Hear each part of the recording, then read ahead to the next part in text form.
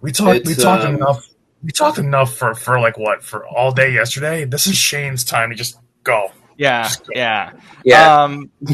Oh, And thanks. Scoop, are you set? Are you live right now as well? Yep, I can see that. Good, good, good. Me, yeah, on Instagram, yeah, I'm live. Yeah, good, good. Along with Scoop, Brandon, Shane, and Robert, myself. Scoop got a cat, so he's going to be extra quiet today. A Yeah, cat with a wonderful name, by the way. What's the I'm name, trying to keep Scoop? I'm trying to keep my voice down because she was behind the couch for 5 hours and she just like emerged like a half hour ago. Her name is Pringles. What an amazing name for a cat. I did not Unbelievable. I did not name her. This was the family who had her is having her stay with me for an indefinite period of time. Bequeath the cat to you.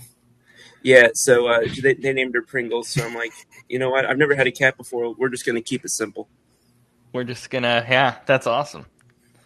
I Yeah, thought she's like w- the That's a when great name. you messaged about a cat, I was like, is this guy going to the vet or something? I just didn't read it clearly. And then when I heard you speak, I was like, he's being extra quiet today. And I was like, did we yeah. break his voice last night? Like, what happened? And then No, he's my like, I voice. got a No, cat. yeah, no, my voice was fine. I like this cat can't be like more like bigger than like that. So because of that, like everything has spooked her since the moment she came out from behind the couch. So I'm just trying to not like overwhelm her if I can help it. Yeah, that makes sense. Shane, what were your reactions to Thursday and Sunday? Well,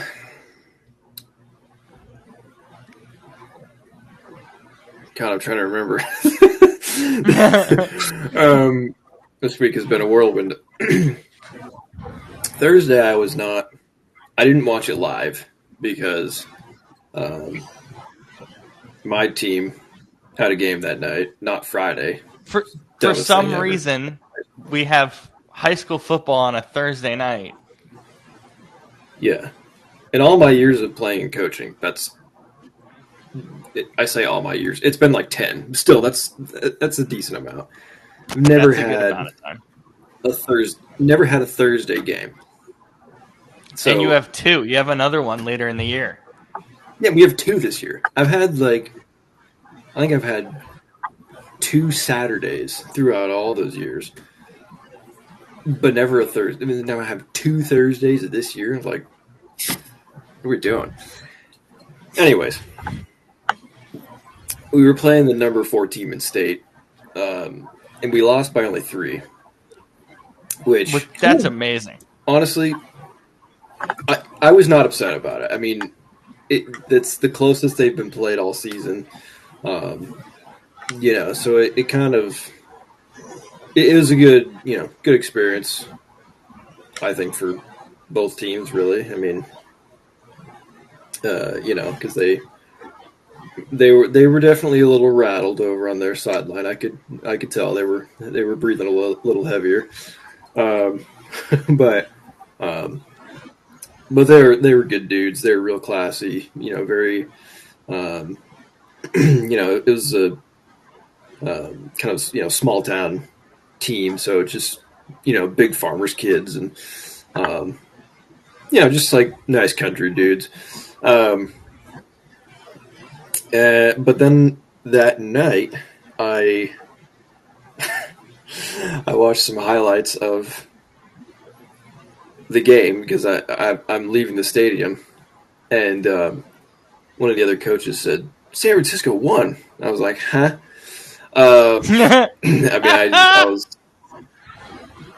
I was like, there's really no how, because like on one hand you have the Rams who are mostly healthy, and you have the Niners who are mostly injured, and we all know what happens when Kyle loses even one or two of his premier pieces. It's just the whole team's in shambles. Usually. But, that was not the case this Thursday. Mac Jones, I think, I don't think he was ever as bad as most people thought. I mean, Mm-hmm. let me. Okay, I was never super high on him to begin with. Like coming out of the draft, I thought he'd just be, like a Tua or a Kirk Cousins type of guy. Um, and I think I think he probably is that in the right system. And it looked like he was going to be that his first year in New England. And then they decide to give him a defensive coach, Matt Patricia, as his offensive coordinator.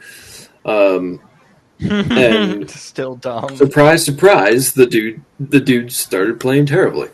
So, anyways,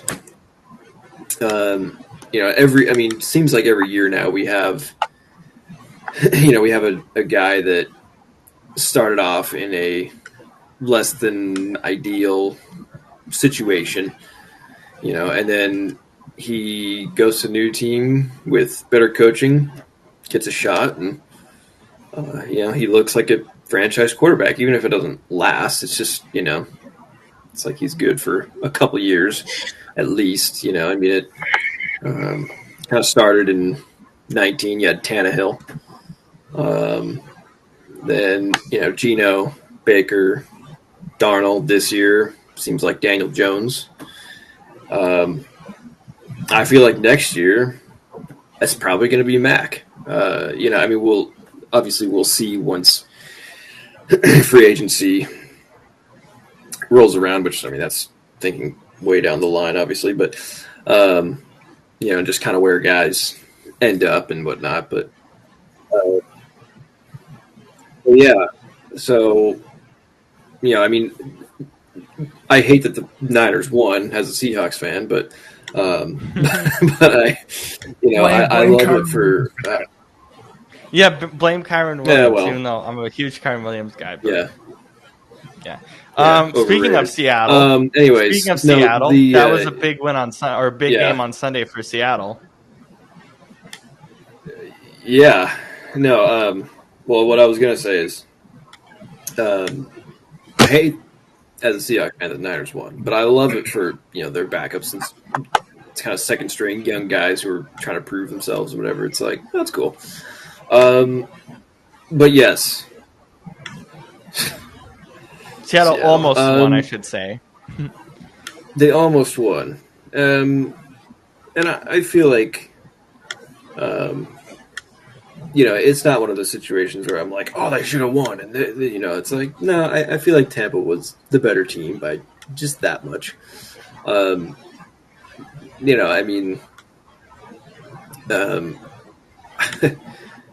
Obviously, these defenses, particularly in the back end, were both pretty banged up. And that obviously had a big effect on the outcome of this game. But in general, when we look at both of these teams, year to year, I feel like going into the season, we kind of looked at Seattle, at least I did, and same with Tampa. I looked at them and I was like, well, they're going to have great defenses, but on offense, they're not going to be bad, but we'll see. But so far, I really don't have that feeling with either of these offenses. I'm like, oh, they both look pretty great. Yeah.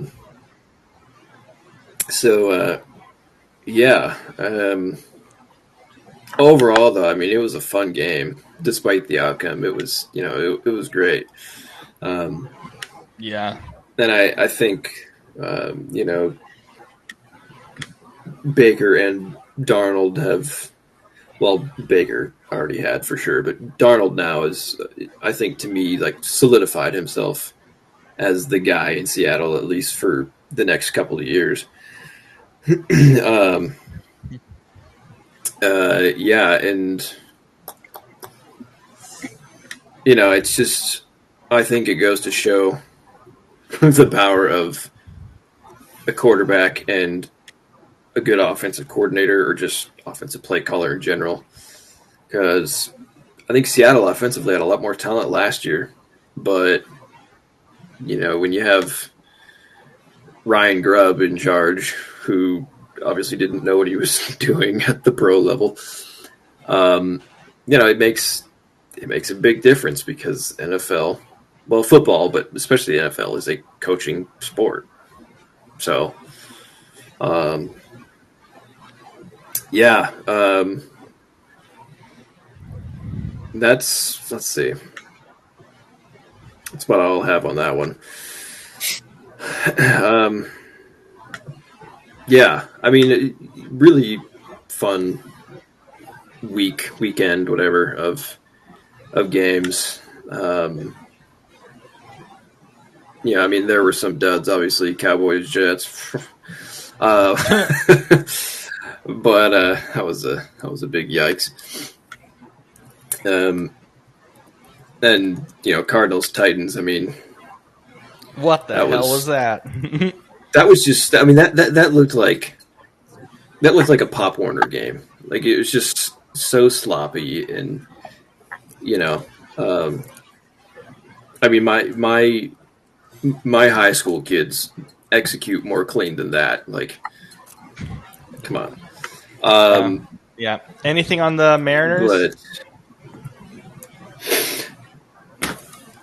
I mean, you tied the series up, so I'll take that, I guess. But doing better than we are. I'll tell you. Well, yeah, I'll tell you what though. After that first game, I was like, I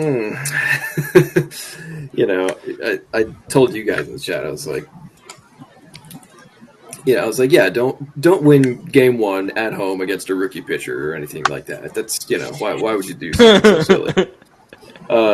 We honestly shouldn't have won on Sunday with Skubal pitching that well. Well, yeah, but I mean that to me that just shows how good, and this has been the case throughout the year, really the last few years with Seattle, just how good their pitching and defense is, because that's what has carried them here. That and their home runs, and I mean they just, you ask them to. They're it's like a football team who plays great defense and has the ability to, throw a bunch of bombs for touchdowns, whatever. But like, you want them to take a 5-6 minute drive, being very meticulous. Not going to happen. That's what they feel like to me, and that's what they have felt like for the last 3 or 4 years here. Yeah. But anyways, I digress. Yeah, I mean, I thought after that, I was like, oh, great, this isn't looking terrific. But then they have Skubal, and they win that, and I'm like, okay. Baseball is just a strange game. but we'll see what happens in games 3 and 4. That's starting tomorrow. So in Detroit, which I think in baseball for the playoffs, home field advantage isn't as strong as it is in other sports. At least the last decade or so. It's the sport where I think we see the most, road upsets in the playoffs. But I mean, we'll see. The crowd in Seattle is very lively and energetic, so not. But I don't know. They seem to be hip and happening the other night, so who knows? But anyways. Yeah, that's about all I have on all the weekend things. Miami, what are you doing? What else is there? London, sorry for another crappy game. Yeah, We have another one next week. Thanks. God damn it. Thanks for the revolution. Thanks for the Then. revolution. And how about New England speaking of England, how about New England beating Buffalo? That was pretty crazy. Yeah, Stephon Diggs' revenge game. Yeah. Yeah. Isn't that fun? So, yeah. And Baltimore, I'm out. We're Sorry. done. We are done. Sorry. Yeah. Congrats, Pittsburgh. You win by default. Don't tell Adam I said that. Anyways. I mean, he knows. Now what are we up to? All right. Show of hands, I guess. Is Jacksonville for real? Yes or no? Or show of hands. I guess. Let me know yes or no. Can I do like a half? I'm not sold just I'm leaning yet. towards yes. Getting there. Yeah. I'm leaning towards it. Scoop? I'm half in, but I saw too much at the beginning of the year for me to be more than that right now. Expand on that, Scoop. Beginning of the year, you weren't really there, and now we're like teetering, I guess. Yeah, that's basically what I would say. Again, excuse me. I've had my trepidations before this season about Trevor Lawrence. Clearly we're seeing, what some elements of what we hoped and thought we would see from Hunter, which is, exciting to see for Jags and non-Jags fans alike, unless he's playing your team, I guess. And then we've got, I think we're getting a little more clarity as to what a Liam Cohen run team, both X and O's wise and otherwise, is supposed to look like identity wise. I think that we're starting to get a little bit more of a picture of that. But again, I just, it's easier for me to feel like I know what a team is 5 weeks in if it's not their first year under their current structure. But with so much that has changed in this offseason going into this year, I feel like I need more time, and I feel like I need to see them go up against more teams before and also, let's keep this in mind, I don't think it's an insignificant thing that now you play 17 games rather than 16 games. So I think that, some of the teams, I think you're going to need to wait a little bit longer to really get a full foothold of what that's going to look like. Based on where they're at right now, do I like them more after a game like this, than I did a couple weeks ago? Yeah, kind of. But at the same time, and we've said this, I feel like we've said this too many times on this show for me to say it again, but I'm just going to say it. A game like this doesn't tell me a ton about what I'm supposed to know about you, of what I do and don't like about you. When you're playing a team that the Chiefs have just looked more vulnerable this year than they have in 15 years. Mm-hmm. So with that, I mean, beating the Chiefs has never told me less about what you are as a team. So, or I shouldn't say never, but since before Eric Fisher was the first overall pick. So with that all being said, I'm immense respect for not just the fact that they won today, but how they won. Some of the big plays that they were able to pull off, that definitely impresses me. So the manner in which they won this definitely caught my attention in some capacity. Being able to put up 24 in the second half.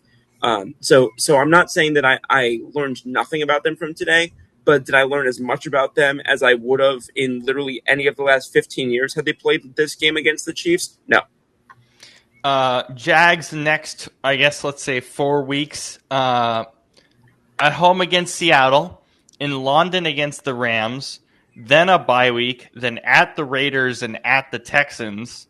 The biggest thing for me, Trevor Lawrence wasn't 100% perfect today. Some of the decision making is a little rough. And I still feel like this offense, the play calling isn't entirely there. Brandon, do you agree? I mean, that's pretty obvious when the game-winning touchdown is him getting stepped on by his own offensive lineman, and then instead of getting back up cleanly, proceeds to fall again. So literally looks like a freaking Bambi trying to walk, a newborn deer. and somehow still scored. I mean, that's the most is that even a word? Ungraceful, Yeah, uncoordinated no, that's what it is. ever. Uncoordinated. Yeah, there you Like, go. That like, I, like, the play calling just still isn't great. I mean, it still feels like their offense just still feels forced. I guess is the best way to say it. That's actually a Like, great way to put it. I think that's fair. I like that a lot. I think that's the word I was thinking of, like Yeah, or that nothing, I missed. nothing comes easy to that offense. There's nothing where it's like they need a big throw, they'll get it. They yeah. need like There's no like natural flow to it. they were down to third and long, shooting themselves in the foot at the end of that game, and it took a bomb to Brian Thomas Jr. on an absolute dot to save the game. Like, it's not like they were moving cleanly down the field. And the thing is, they really haven't done that all season. It's been like, one step forward, two steps back with that offense, and then they'll hit a big play, then they'll commit, then they'll shoot themselves in the foot, take a bad sack, bad turnover, whatever it is, and then they'll have it's like one good drive, one bad drive, one good play, one bad. It's like it's not consistent. It's too choppy. It just feels like they're trying to.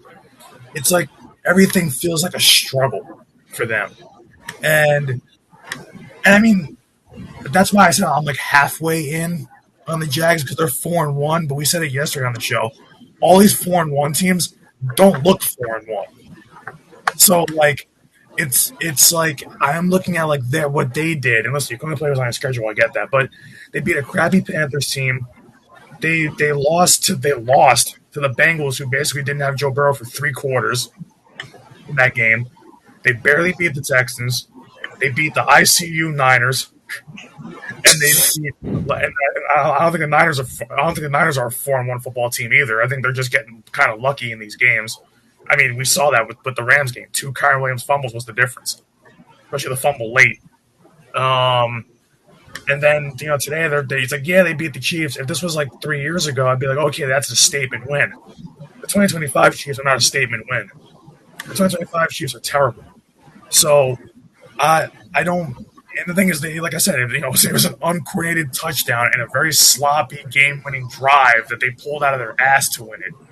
And then not for nothing, but they were down 14-0 in this game, and they were up 21-14. Then they were down 28-24. Like, it was never pretty. It was never clean. Especially like once they got the lead, it still wasn't clean. So, I mean, if they don't get that pick 6, they don't win this game.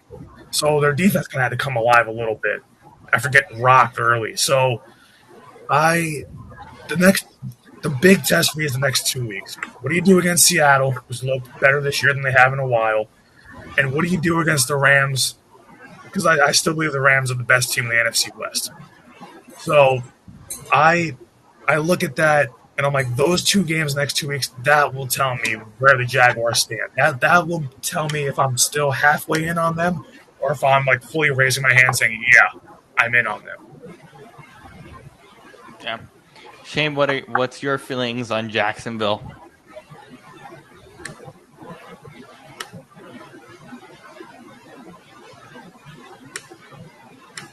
Is Shane muted for you guys? You're muted.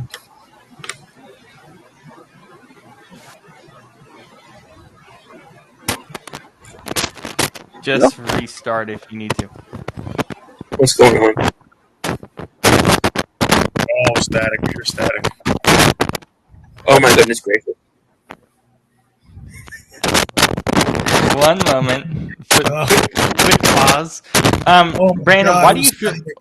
Brandon, why do you feel the Rams are the best team in the NFC West over the Seahawks right now? I just think right now, when I'm looking at that division, I look at it and I go, like, the Niners have won their games all pretty much, but it feels like, was it by like 4 points or less? And again, massively injured as well. And I mean, it's like they're not winning their games. The other teams are shooting themselves in the foot, committing multiple turnovers in these games. So it's like the Niners they should be 1-4, not 4-1. So it's like, I don't think the Niners are legit. And when it comes to Seattle, I like Seattle, but they're still like strong. Like, it looks better, but just like the Rams have the most. I mean, they're the healthiest team in that division. I think. I like Shane? their rock. There you go. I think you're back. But Hello. are you still muted? All right, finish up, Brandon. How you feel about Seattle right now? Yeah, I like what Seattle's doing. Don't get me wrong, but just those two teams on paper, I like the Rams more. I trust Matt Stafford more than I trust Sam Darnold. I always kind of have. And then I just think that I mean they're two Kyron Williams fumbles. Like that guy has butterfingers for hands, has cinder block for hands. I like I they're literally a blown game from him away from being 4-1. And then I really think they're the best team in the NFC West. So that's the only knock on the Rams so far is pretty much just A, Kyron Williams, and B, I mean, we talked about them forcing the ball a lot to Puka, but the thing is, Matt Stafford can. I mean, that's what their game plan is. But Matt Stafford can throw the ball around to other guys if he needs to, and I know he can. So I'm not really worried about the offense. I'm just worried about Kyron Williams, and then I, you know, they're a little bit conservative when they get a decent enough lead in games, but I don't think the Niners injuries are gonna that I don't think the ICU Niners are gonna go on like the Cinderella run where they I mean that's what they are, Scoop. I mean I don't think they're gonna go on I just don't think they're gonna go on a run where like they can keep winning games being this heavily injured. I mean the Cardinals are finished. I don't give a crap about them anymore the rest of the year. Seattle to me is a little up and down right now. And I mean, so are the Rams, but I like the Rams' talent more than Seattle. So I think by process of elimination, I like the Rams the most still in that division. Yeah, Shane, do you want to continue on how you feel about the NFC West and then go on to how you feel about Jacksonville?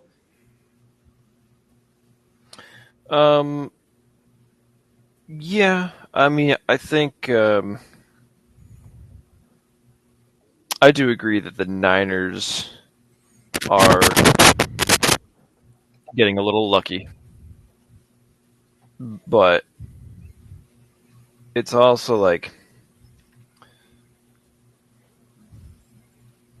Brandon said, usually that doesn't last too long, especially when you're as injured as they are.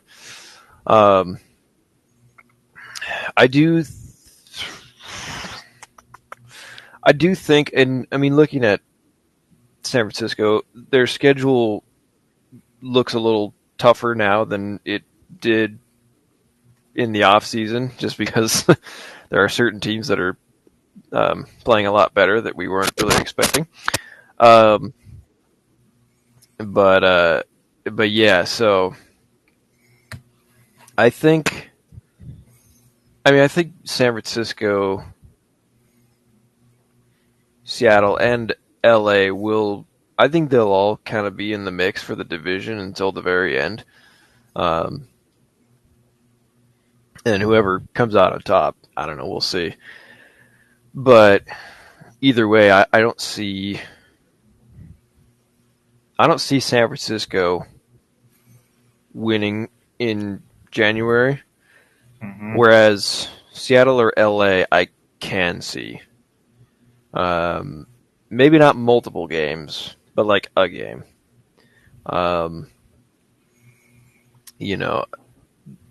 Especially Seattle. I could see Seattle winning a wild card.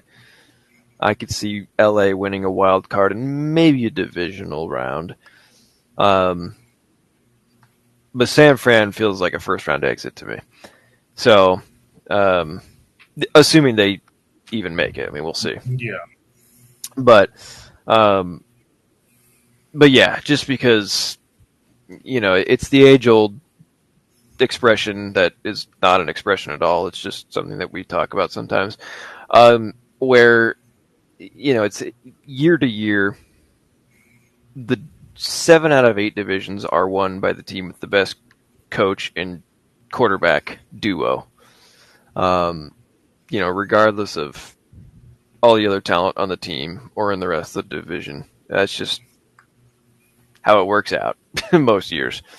And of any head coach quarterback combination in this division, I think Stafford and McVay is the safest bet of any of them. So, Yeah. it sure as hell is not Gannon and Kyler Murray. So, that's... No, Scoop, you're muted. Sorry, you're muted. Go ahead and unmute yourself there. You're still muted. Oh, no. Nah. Still can't hear you. Oh, no. We lost another one. We lost another soul. But... Just restart, Scoop, if you need to. But Shane, how are you feeling on Jacksonville? My thing with Jacksonville is, I think, so when you say, are they for real? What exactly is your definition of for real? Are they better than the Colts? Oh, no. No. Like, can they win this division? They could. I don't think they will. But they could.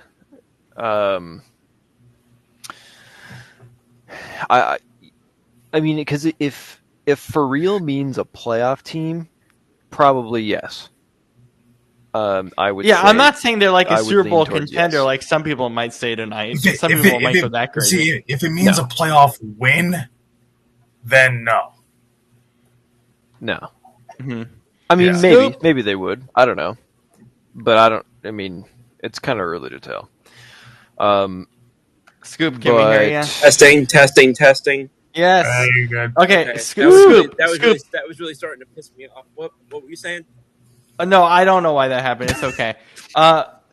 Okay, which team is better to you right now, Jacksonville or the Colts? Colts. Okay. See, everyone said Colts. Yeah. They just have a far better roster, top to bottom. They have a better roster, and also we saw not only did we see a bit of some of that resurgence from Daniel Jones, but we saw what happened this other day when they're not going to lean on Daniel Jones, and when they put it heavily into the hands of Jonathan Taylor, he can go and I think a lot of us left him for washed up or left him for a little bit long in the tooth. He can still put it down and get it done on the ground if you need to rely on him more heavily. So and then of course I think that we all know the coaching ability of Coach Steichen. I think that most of us would agree that he's at least the second best coach in that division right now. Yeah. Mm-hmm. Yeah. We're not putting Callahan ahead of him, and I think you could make the argument between him and DeMeco Ryans. But I haven't seen anything to put Liam Cohen ahead of him yet. So that's where I'm getting my at least top two from. Yeah. Anything else on Jacksonville, Shane? Yeah. My thing with Jacksonville so far is like, the reason I hesitate with them is because, yes, they've won 4 games, and that's great. But they have yet to win a game where they really controlled the game. Convincingly. And sure, you could say, yes. Right, and you could say, they beat the Panthers by 2 scores. It's like, okay, but it's the Panthers and it's week 1. Like, weird stuff happens week exactly. 1. I don't care. Because they've been winning games, but it's not because they controlled the game. It was because things happened and they responded. Yeah. That they was responded by stumbling that over was the and case scoring tonight. a touchdown. Yeah. And granted, they've responded well. Obviously, 4-1. But it's like, that's, to me, the mark of, the difference between a good team and a great team is like, a good team, they can do that, but a great team is just like, they can make it so that, any decent team can come in there and they'd be like, no, this is our game, and just wipe the floor with them. They set the tone. I've yet to see them do that. So that's, to me, that's really what is holding them back. And granted, it's early. I mean, it's we're only 5 weeks in. We haven't really seen. I don't know if we've seen anybody do that yet. But probably I just would have to think about it. But anyways, so yeah, it's still early. That answer could definitely change, but as of right now, I think I see Jacksonville as probably a wild card team.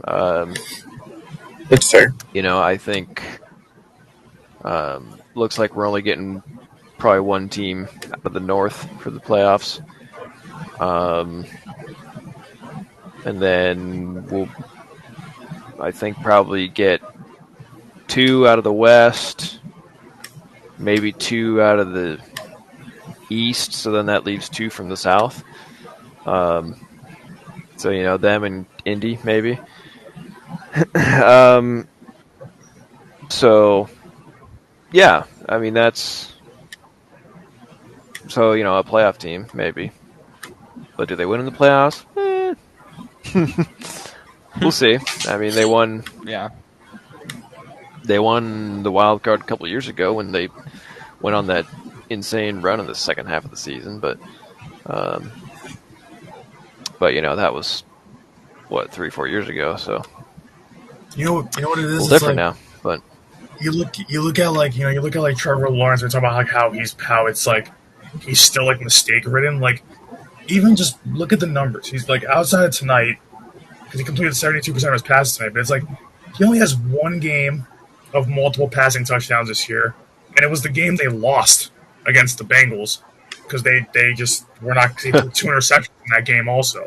But then he either had, so that's the only game where he's got multiple. He had 3 in that game, but he has 6 on the season. So in 4 games, he only has 3 touchdown passes, and he's got 5 interceptions on the season. And he's completing 60% of his throws. That's just not good enough. That's not going to win you a playoff game. Like you can't. He's got to. I'm not saying he has to be a world beater, but you can't. You got to do more than just. 1 passing touchdown, a pick, and then completing 57% of your passes. That's just not good enough. That's not going to win you a game. Like you can get away with maybe a pick if you're throwing 2 or 3 touchdown passes. Not if you're throwing 1 and you're only completing almost half your passes. Like that's just not gonna. It's not gonna get it done. So Yeah. yeah. Okay, so Shane, I introduced this a couple of weeks back. Now that you're here, I'm going to bring it back for you. We did this thing called Panic Meter. So 1 means you're not panicked. 10 means you are extremely panicked about this particular team. Kansas City Chiefs.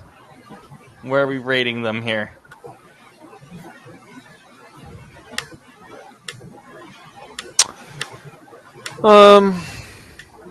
One's not at all. 10 is very. Yep. 10 is, oh no.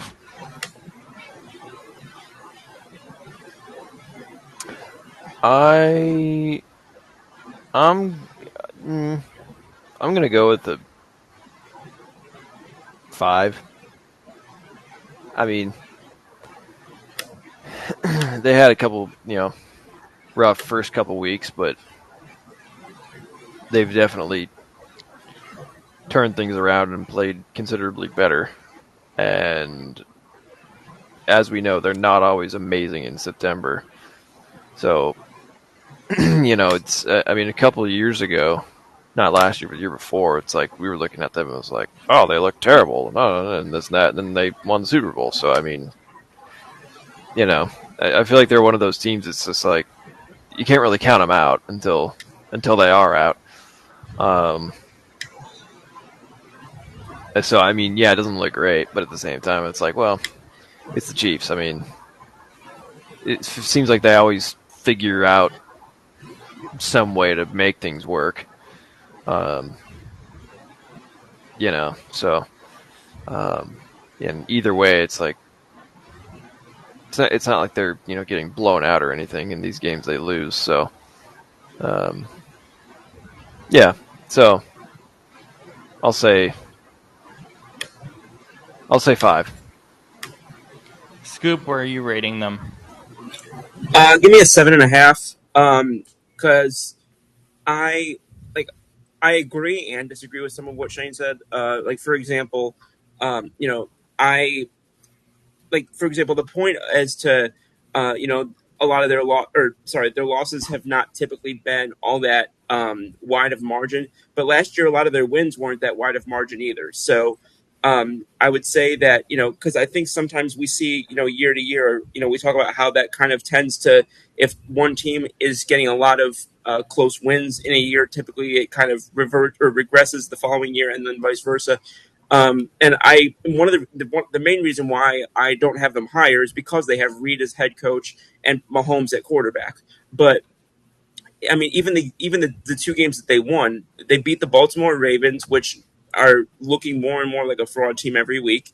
They beat the New York Giants, who made a change at quarterback now and brought in Jackson Dart. I don't know why I blanked on that. So it just I am just struggling with elements of this that just feel disjointed. I don't disagree for a second that this team can, get right late in the season, and we've seen teams, not only the Chiefs, but we've seen teams like the Belichick Patriots. A lot of these teams that are considered to have those strong coach quarterback duos do tend to turn it on late in the season and then be able to go for a run at the right time. So I'm not in any way counting them out, but the next few weeks you've got the Lions this coming week, and then over the next few weeks, I mean, in theory, this schedule should be favorable to them. When you've got the Raiders, you've got the Commanders. We know the situation that's been there, recently with Daniels and company. We've got the Bills, who are themselves are looking, week to week, not the team that we thought they were. So this schedule should allow them to get some traction and kind of retread the tires a little bit in the next several weeks. But if I don't see them get some momentum, soon, then I think going into that bye week after week 9, you start to have a lot of questions about this team in the second half. Yeah. Brandon, where are you at panic meter wise with Kansas City? Yeah, I was going to say a 7, and I know it's Kansas City, but the only reason it's not like a 9, like, I don't know how true this is, but I had to look this up because I was just curious when we were talking about like their slow start. I don't know if this is true, but no team that's ever started 2-3 has won a Super Bowl. And for Kansas City, that's the goal, is to win a Super Bowl. It's not to just get there. And just by the way it looks through 5 weeks, how Patrick Mahomes just, for lack of a better word, looked terrible. And then you've got Travis Kelce, who literally looks every bit of his age at this point. This has got to be it for him. I think the window for them ends this year. Just because this is the last time I think they're going to have this team together. I can't see them having another year of this, knowing that it's on the decline. I think I was at a 7 just because as much as I like Andy Reid, I mean, their offense is not the world beaters that they were. They have started off 2-3 under Andy Reid in this era. They've back in 2021 they started off 2-3, but they lost the conference championship to the Bengals that year. I don't think they're going to get back to that even that far in the playoffs if they get in. And I just think that there's in the AFC right now just so many teams, and this is something that usually we don't say when it comes to Chiefs. So many teams right now look better than them. Buffalo, despite all their struggles, is still 4-1. They look better. I think the Broncos look better, even though they're not great, but they're winning in that division. they're probably the best in that division. We said they would be pretty much, and I think so far through 5 weeks they've been the best in that division. Uh, you know, I mean, I think they're pretty much on par with like the Chargers for that division right now, where it's like they don't look great. They've won a couple games, but they don't look great doing it. And I mean, you look at their schedule. I mean, they still have to play the Lions. They still have to play the Bills. They still have to play the Commanders. They still have to play their division. Like that. I mean, realistically, if they play this way like that they have been, those should all be losses. So, I mean, if you think about it, that way, it just feels like everything is really stacked up against them this year. I feel like after next week, especially if the Lions if the Lions dominate them, which they shouldn't, because Lions Chiefs is like one of those games that everybody circles every year that those should be the good games. But if the Lions just dominate them and beat them by like 13, 14 points, then I'm gonna be at like a 9 with the Chiefs. I just can't see them starting off so poorly and then roaring back all of a sudden. Like I just don't see it. I don't think Pacheco is gonna last long as much as he's a talented runner. I look at him almost like Cam Scatterbo. It's like that guy feels like he's gonna be hitting a brick wall at some point, getting a concussion again. I mean, God forbid. It's just like I don't like the way Pacheco runs. I think his running style is just not gonna hold up. He's already been injured. If only somebody had said all this. Yeah. And that pains me to say as a guy that played, he played football in Jersey. He played at Rutgers. As much as I don't like Rutgers, I appreciate the Rutgers football guys. But I just don't. I look at them and I'm like, where's the talent on that team? It's not Patrick Mahomes this year. It's not Travis Kelce. They don't have a healthy wide receiver core. They don't have a running back like that. Pacheco's injuries are going to pile up at some point. You can't be a running back having that many, having some serious injury, concerns, and not worry about that going forward. Their defense is pretty much at this point.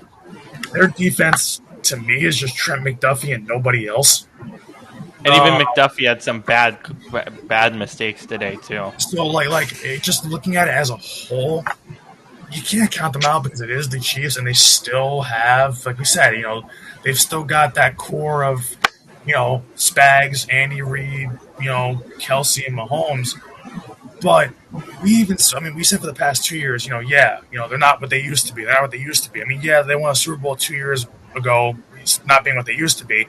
But last year, winning all those one-score games, yes, they made the Super Bowl, but then Philly exposed them for what they were, which for lack of a better word, was dog shit.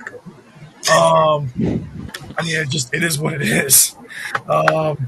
And then, this year so far, they're still playing. Like, remember, Super Bowl losers also have a worse hangover than Super Bowl winners in some cases. So, in most cases. I just think that when you just look at all the factors that are against them, I'm at a 7 right now because it's 5 weeks in. But after next week, and I think especially we'll have to revisit this next week for sure. Yeah. And I definitely think that, Chiefs, Raiders, they should beat them, but then Commanders, Bills, Broncos, Colts, 4 straight weeks. Hell, even the Cowboys, like in Dallas. None of those games are easy. None of them. So, if they don't win, in that 5-game stretch, pretty much in this next 6-game stretch, 7-game stretch, if they don't win, I would say at least 5 of those games, which right now seems like a tough task because I'm going to go 5-2, but that's realistically probably what they'll have to do when they've started off 2-3. Because at that point, you'll end up being 7-5 and being in the thick of things. So if you don't win at least, I would say, 5 games out of that, then I'm done with them. So I think next week, if they get spanked by Detroit, then I'm at a 9. Yeah, I think that's fair. Any other NFL stuff, or are we set for a week here? I'll say Mm. I'll jump in. I'll jump in with this one real quick. I'm curious to see because I presume that they're going to start him again on Sunday. I'm curious to see going up against the Steelers because we talked earlier and we basically said I can't remember who it was, but somebody said congratulations to the Steelers on effectively winning the AFC North. I'm curious to That was see Shane. that was Shane. That makes sense. I was I'll be curious to Brandon. see what happened. It was Brandon who said that. Oh, I can't keep track. No, I said that. No, it was Shane. That's why I said it was Shane. Oh, I said My congrats. You bad. win by Okay. Listen, default. I know we're tired, but come on. I know less now that I did it half a minute ago. But so anyway, when I was talking about the game between the Steelers and the Browns this weekend, I'm curious to see what happens when Gabriel comes out. He makes another start. Even though they lost, I thought he didn't look bad this weekend for a rookie start.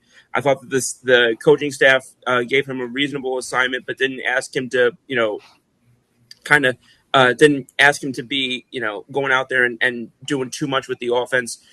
So I want to see what happens this weekend when he has to go out and play the Steelers because I'm not going to jump the gun and say it could still be a two-team division, but I am going to say that I think that they could at least be an interesting spoiler candidate down the road if they can get this thing right with Gabriel. yeah, I definitely hear that. All right. Let's do some Major League Baseball before we do our movie Leaving Las Vegas. 2-0 for both the Dodgers and the Brew Crew in Milwaukee. Scoop, are those series pretty much effectively done? I think so. The Dodgers. I think a lot of people, myself included, were hoping that was going to be a little bit more of a series. I think that we thought that the Phillies were maybe going to be a little more competitive in this thing than they've been. And again, they tried to make it interesting at the end of the day. End of the game today. After the Dodgers put up a 4 spot in the seventh, the Phillies made it interesting, scoring three in between the eighth and the ninth. But obviously, that didn't end up being enough. I think if there is a team that can come back on the Dodgers, it probably is the Phillies. So I don't want to call them out just yet, but I mean, there's a reason why very few teams have come back from 2-0 down to win an ALDS or an NLDS. So I do think the Dodgers have effectively put themselves in position to advance to the NLCS. As for the Brewers, I think that they I think are even more convincingly, have pretty much wrapped this thing up. Um, I thought this was a mismatch for myriad reasons. The Brewers I've predicted multiple times to win the National League this year. Mhm. Um, they just have so many elements to them that just they kind of feel like we talk at times about how teams just feel like more than just a collection of talent. They just feel like a cohesive unit and a sort of, I've used this phrase before, sort of almost a team of destiny type of team. I've talked about the 2023 Rangers that way. I talked about the 2019 Nationals that way. And I kind of feel similarly about this team with the 2025 Brewers. I'm not saying that I think I am super confident they'll win the World Series, but I do currently have them as my team to beat in the National League. And quite honestly, what a fascinating discussion that opens up if with regard to things like the salary cap and salary floor this offseason, if the LA Dodgers get knocked off after so many years by the Milwaukee Brewers, who are notoriously run by one of the most notoriously penny pinching owners in Mark Attanasio. Yeah. Brandon, anything on the NL side? I mean, I mean, it's not over yet. So I'm not gonna say I told you so early. But I said once the postseason started, I said the Brewers are the best team in the National League. And I said they are by far, in my opinion. So I have them making the World Series. Unfortunately, on the AL side, the Yankees are toast. So I have no reason to believe anymore. But I I still think when it comes to the NL, like I don't think it's so much that the Dodgers are good. I think it's so much that it's just like what Shane said, when when the postseason started, which we all knew already, that Philly is the just they're chokers. Um, I don't, I like that's just what it is. Like, I thank God I'm only an Eagles fan and nothing else Philadelphia sports because I would not be here right now otherwise. Um, so like I just Philadelphia every year. It's like watching that team with Bryce Harper and Trey Turner and Schwarber, and that good pitching staff. And every year it's the same story. Oh, they have a great roster. Oh, they have great pitching. Yeah, doesn't matter come postseason time. Doesn't matter. They all suck. So, um,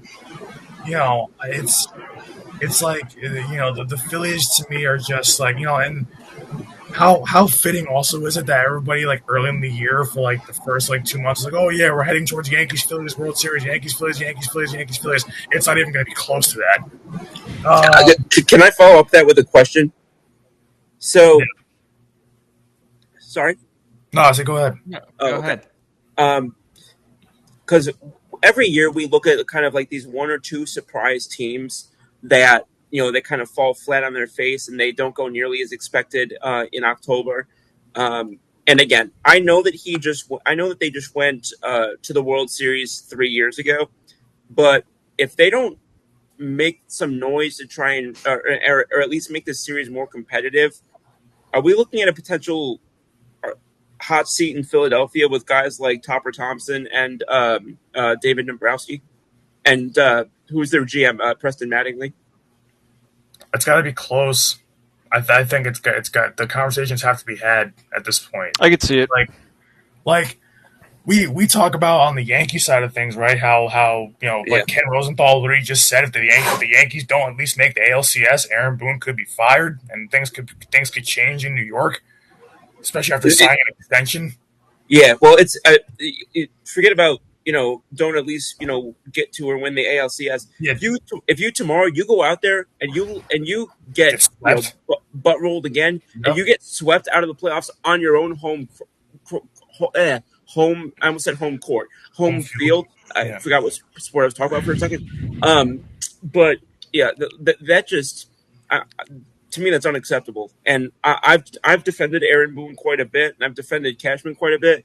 But I don't care. You get outscored 23-8 in the first two games. That's just unacceptable and indefensible by any metric. But yeah, I was. But yeah, I kind of had a similar thing when I was asking about the Phillies, because it's just this is a team that they're not content with making the ALDS every year or making the NLCS every year. This is a team that has been in a World Series window Yep. for the last 4 years, and we thought and they are considered an NL favorite every single year. They almost have kind of become a little bit like the Dodgers of the 2010s, where they're always winning a ton of games in the regular season, but whenever it comes to the postseason, for some reason they lay a goose egg, and it kind of raised some questions for me as to whether or not guys like, are you okay? Guys like Thompson and Mattingly, and sorry, The cat. Watch. sorry, she just took off like a freaking bullet on my left side here.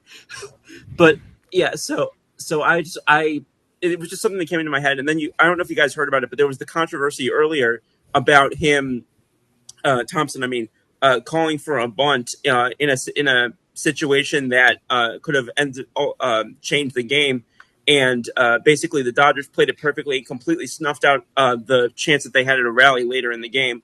I mean, I've made my opinions known about bunting and why it's been phased out and all of that. But I think he's going to have to answer for that tonight. And if they don't come back and win this series, I think he's going to have to answer for it a lot more. It kind of reminds me a little bit of the Joe Girardi faux pas from the 2017 ALCS. You know what I'm looking at? Like when I look at like the playoff just postseason bracket right now for MLB, that was the only reason why I said the Brewers to me are a team that can win it all. When I look at the entire before the start of the postseason, and I look at the entire field, every team had question marks to me except for the Brewers. Like every team had some sort of issue, whether it was they can't hit or they can't pitch or their bullpen sucks or they just don't have the right, I think, managerial fit, whatever it is. Like I like when I look at the Brewers, I mean, I just look at that team and I go, like, I don't see a single weakness anywhere. I don't. And I mean, it's no secret. I mean, they had the best record. They had the best record, in the NL this year. They they pretty much like steamrolled, like once pretty much almost once the Yankees embarrassed them at Yankee Stadium, they flipped the switch and they just went on a tear. That's what Yeah. it feels like. And I, for me, like that carries so much weight to look at a team that's that kind of hot, that has the best record in the NL. That's like, like I said, the Dodgers took a step back. They didn't look as good this year as they normally do. Then you look at, the Phillies, postseason chokers. That's why I didn't even care to even put them in my World Series conversation. I had Yankees Brewers as my World Series pick. At least hopefully I get half of it right at this point. But I don't like I didn't take. I just didn't take the Phillies seriously. I didn't take the Cubs seriously enough. Padres were a joke, like they seem to be every year. I don't care about the Padres. Uh, I don't look at that bracket and I go, I'm like, okay, who matches up against the Brewers at this point on either side of the bracket? Well, nobody does. Like, Mariners don't to me. Detroit doesn't to me. The Yankees don't because they get in their own way and their bullpen is terrible and all these different things we talked about before. And then honestly, the Blue Jays probably, but even then, I think the Brewers top to bottom are better than the Blue Jays. Yeah. I mean, you talk about if you're going to talk about the Yankees and the issues with their bullpen. So I would not call Toronto's bullpen worlds better than ours. Yeah. No, it's not. It's not. It's just that our hitting makes them look like gems. Yeah. Shane, what are your thoughts on this so far with the postseason? My bad. No, I mean, you're good. I think, I mean, the Brewers. I guess I was just a little hesitant with them because it's like they don't have.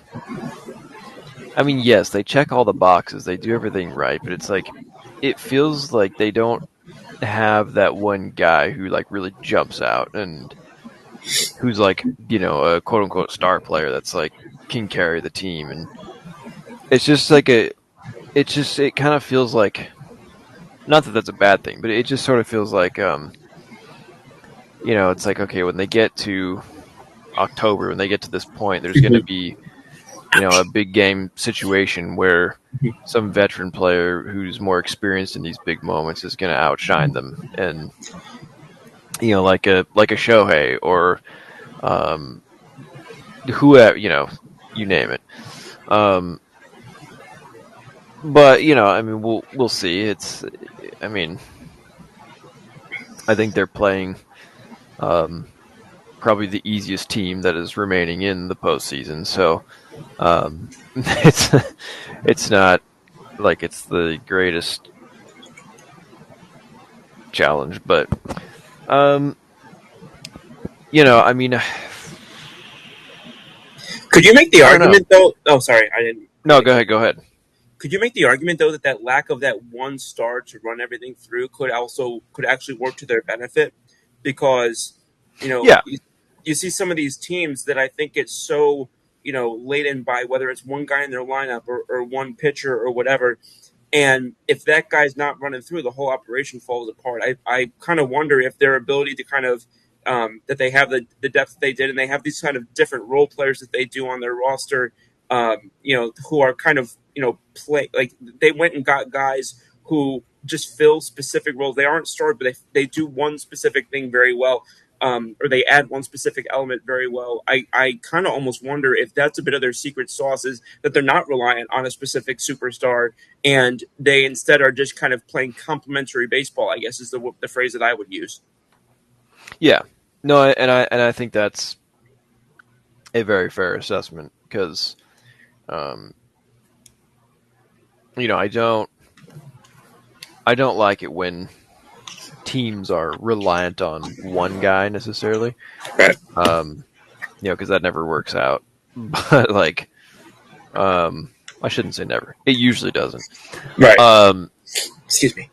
But I guess the difference here is it's like, I mean, you can go through the Dodgers lineup. It's like, you ask somebody to name a Dodger. It's like Shohei, Mookie Betts, Freddie Freeman. You can go down the whole list of names. You ask an average casual baseball fan, name a Brewer, they'll be like, Yeah, what, Christian Yelich? And that's it? Yeah. It's Who like, isn't the same Christian Yelich anyway? He was yeah. good this year, though. He was really good Yeah, this he year. was. He was. The first name that came to my mind was Tessa Hira, and I don't even know if he still plays there anymore. Oh, Jesus. Exactly, yeah. So, I just worry about assuming them and the Dodgers advance to the NLCS, which, I mean, you never know, but it seems more likely than not at this point. Is there just unit of like B plus A minus guys will they be able to rise to the occasion against, your Shoheis, your Mookie Betts, that Yamamoto, their whole pitching staff. I mean, it's just, Yeah. Yeah, and the thing with the Dodgers too, Shane, that I keep thinking about, which it sounds so basic, right? It's simple baseball, but I think for the Dodgers it applies. It's like they can get hot like that. Doesn't matter what inning. You give them one run here, one run there. It's simple baseball analysis, really, but that's kind of how I feel when I'm watching the Dodgers. It's like, oh, here we go again. They did nothing for 4 innings, and now here's the 5th, here's the 6th. There we go. Yeah, no, exactly. And I think they can win many ways too, just because they have so much versatility all over the place. That's what happens when you have a several $100 million payroll, but hey, it's sometimes Mets. Anyways, the Mets. Jesus. You're not wrong. What? I didn't say that. No. Anyways, so, but yeah, I mean, it's just, I think I could see Milwaukee, winning it and going to the World Series.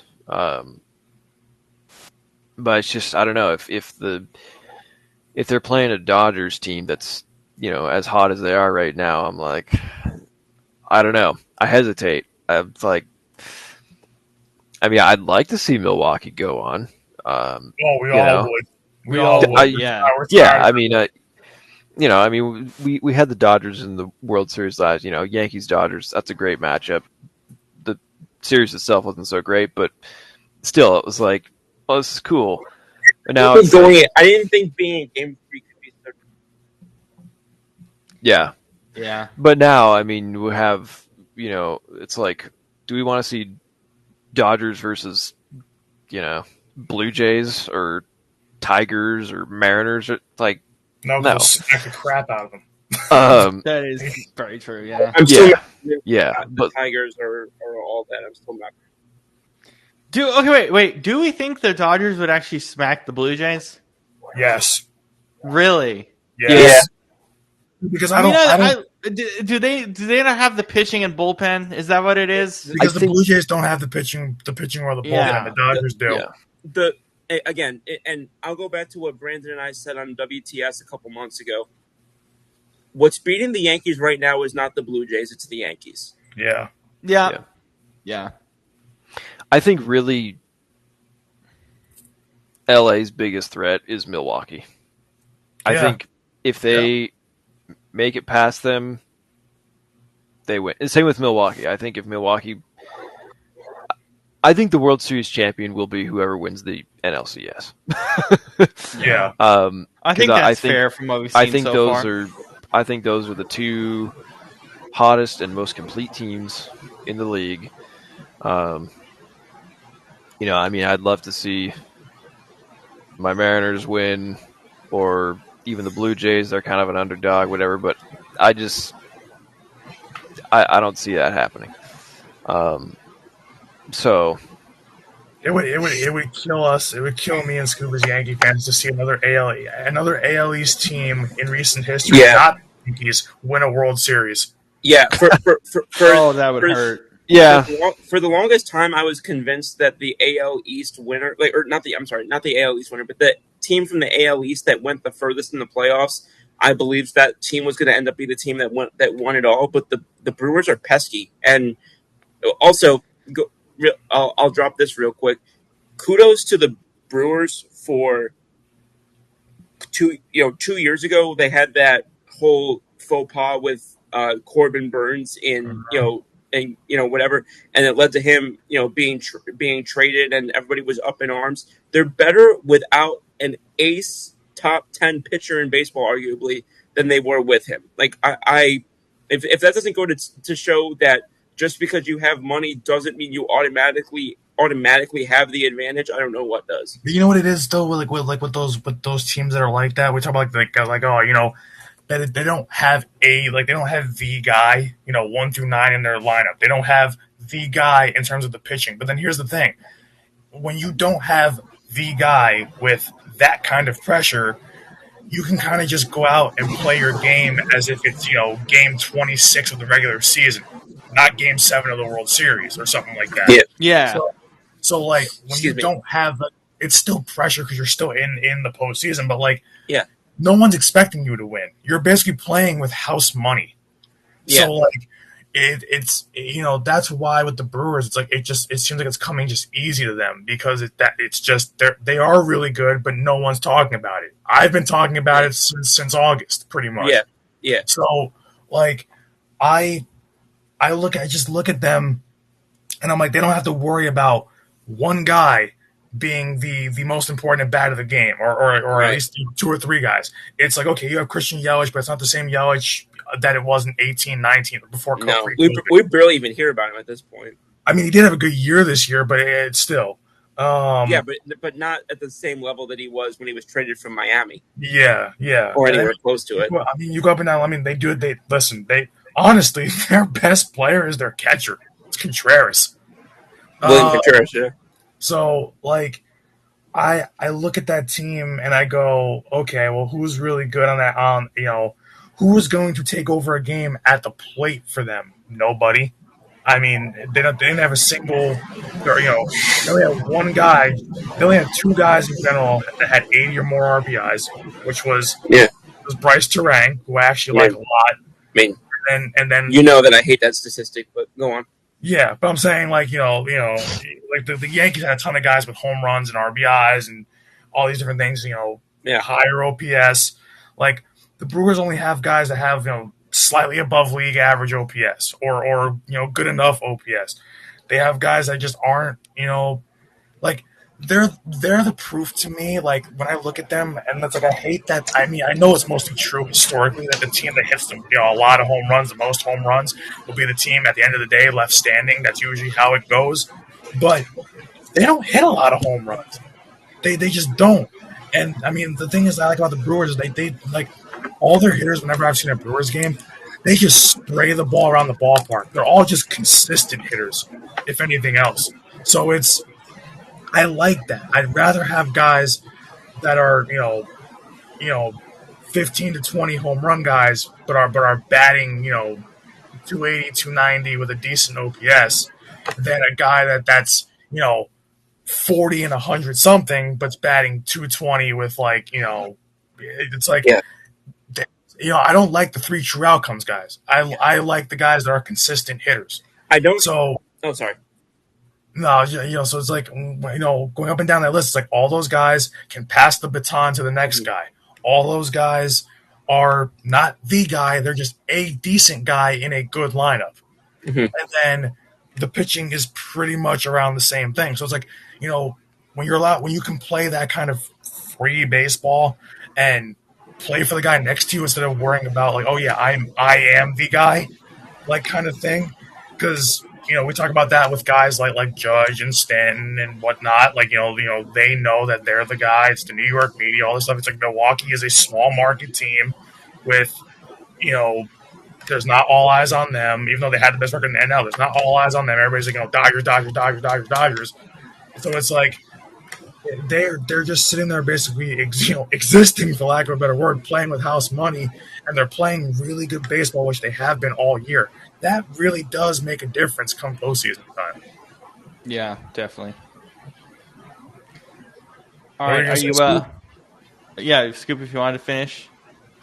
Yeah, what are you No, no, I was just fixing to say that because you were using the Brewers as a but keep and the one thing I will add that I think is worth keeping in mind as sort of an addendum there is that teams typically are going to craft a team as best as they can to play up to the strengths of where they play, unless you're the Colorado Rockies for some stupid reason.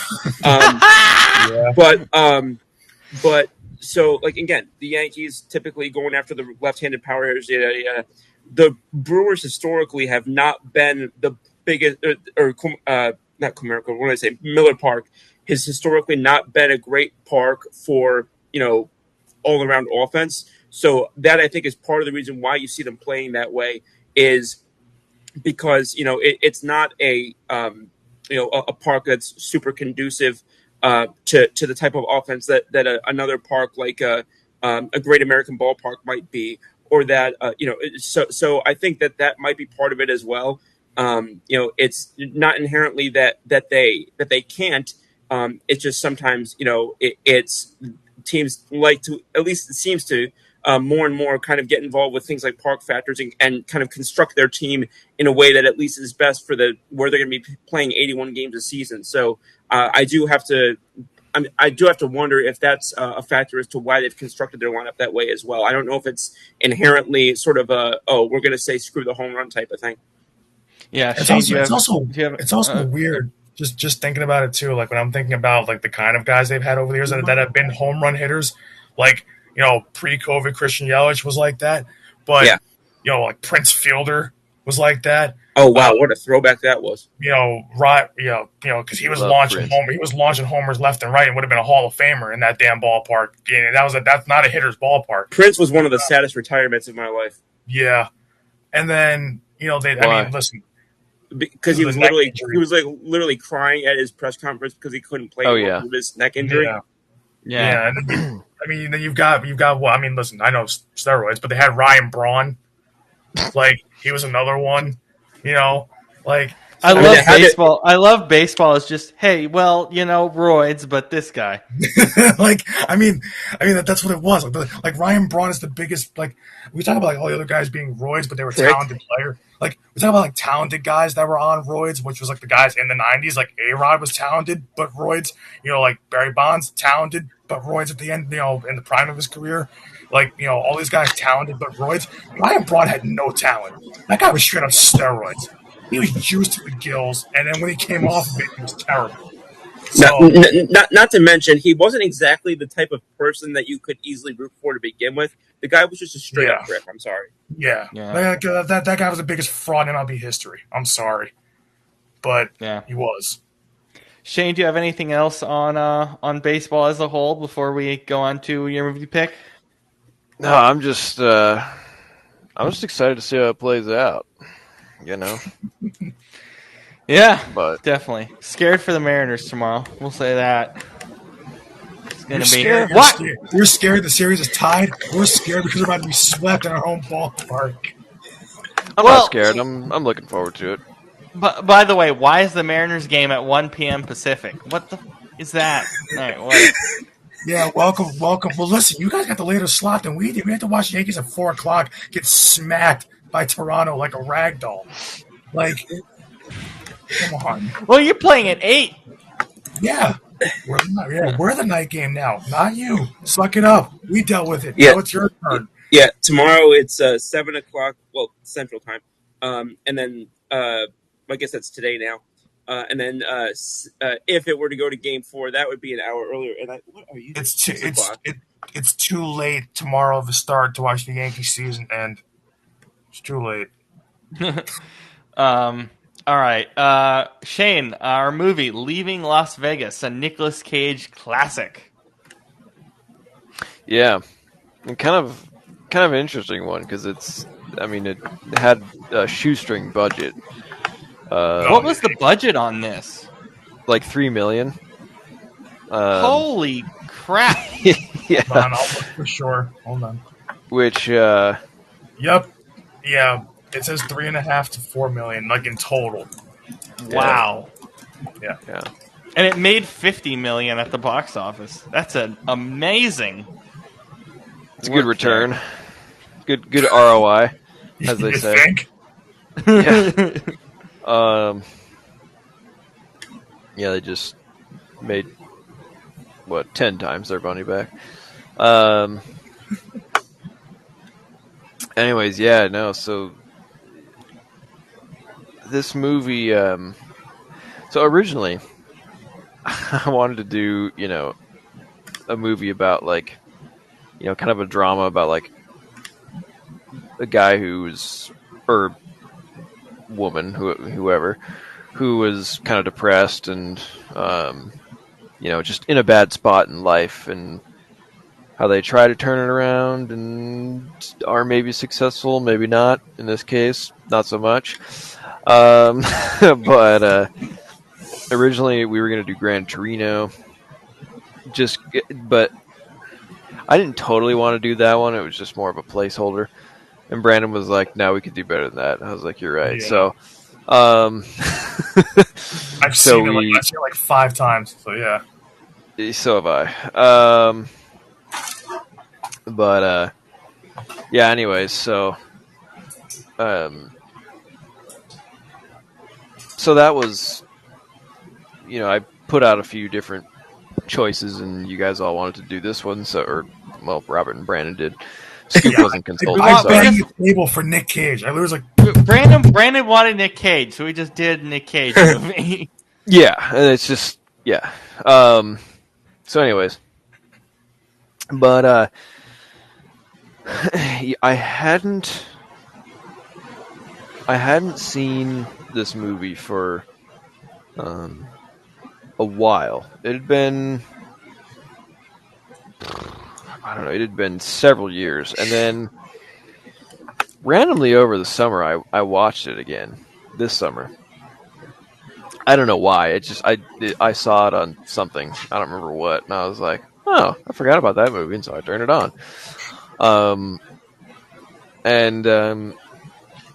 Yeah, this is a movie that it's very unique for a Nicolas Cage type of role. I think normally, you think of Nick Cage and you think of like National Treasure, and usually just kind of like exactly corny stuff. Not that National Treasure is corny, but it's just Ghost Rider. I love Ghost Rider. Ghost Rider, yeah. Oh God, Ghost Rider. Yeah. Please bring him back for Doomsday. Please bring him back for Doomsday or Secret Wars or both. Or don't. Anyways, damn it! Please. No. So. Yeah. Anyways, that's where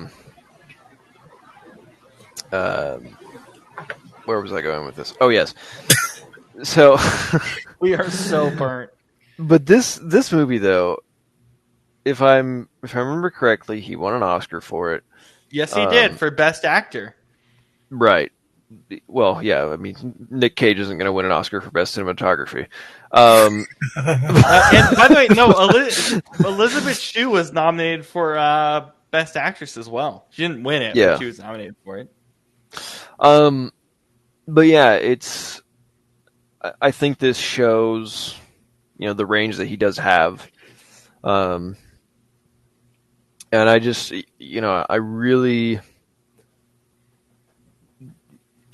I had a different perspective when I saw it the more recent time, because when I first watched it, it was kind of in the midst of, I'm not going to go into too much detail about this for personal, family reasons, but I had some family members who were struggling with alcoholism, bad like this, and even had a few family members who sort of drank themselves to death, kind of also like this. Spoilers. Um, not in my immediate family, thank God, but still. Um, and this is a very not only his performance of it, but just the writing of it and the habits he falls into and his behavior is very, very accurate for people going through that. Yeah, Nick Cage literally was like, I studied my mannerisms when I was super drunk. He literally recorded himself drunk Yeah, for this movie. which is kind of method, but I would expect nothing less from the Cage. Yeah.